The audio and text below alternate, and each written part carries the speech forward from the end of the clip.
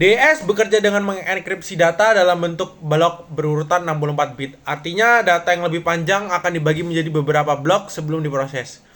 Secara garis besar, proses DES terdiri dari 3 tahap utama, yaitu initial permutation, 16 ronde enkripsi, dan final permutation. Pertama, plain text 64 bit akan melewati initial permutation, yaitu proses pengacakan posisi bit berdasarkan tabel tertentu. Kemudian data dibagi menjadi dua bagian, yaitu left block dan right block. Masing-masing berukuran 32 bit. Selanjutnya, DES melakukan 16 ronde enkripsi. Pada setiap ronde, right block akan diproses menggunakan fungsi khusus yang melibatkan subkey. Lalu hasilnya di XOR dengan left block. Setelah itu, kedua bagian ditukar posisinya. Proses ini diulang sebanyak 16 kali untuk meningkatkan tingkat keamanan. Terakhir, setelah ronde ke-16 selesai, kedua blok digabungkan menjadi melewati final permutation untuk menghasilkan ciphertext. Untuk proses dekripsi, langkah-langkahnya sama, hanya urutan subkey yang digunakan dibalik. DES menggunakan kunci dengan panjang 64 bit, namun hanya 56 bit yang benar-benar digunakan untuk enkripsi. Sisa 8 bit digunakan sebagai bit paritas. Kunci utama ini kemudian diproses untuk menghasilkan 16 subkey, masing-masing berukuran 48 bit yang digunakan pada setiap ronde enkripsi. Peran kunci sangat penting dalam DES, karena tanpa kunci yang benar, ciphertext tidak bisa dikembalikan ke bentuk plain text.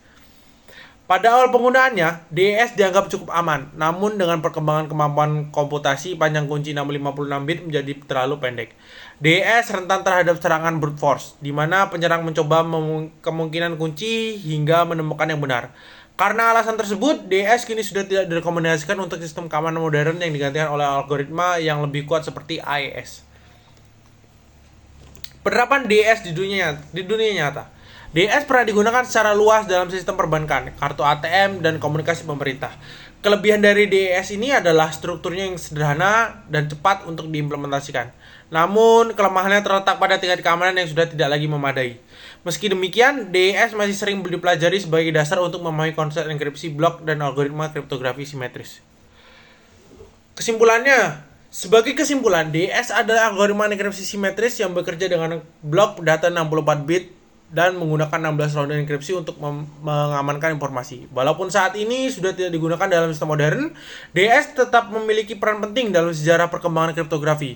Menurut kalian, apakah algoritma lama seperti DES masih relevan untuk dipelajari di era digital saat ini? Silahkan tulis pendapat kalian di bawah kolom komentar ini. Terima kasih sudah menonton. See you next time video. Goodbye.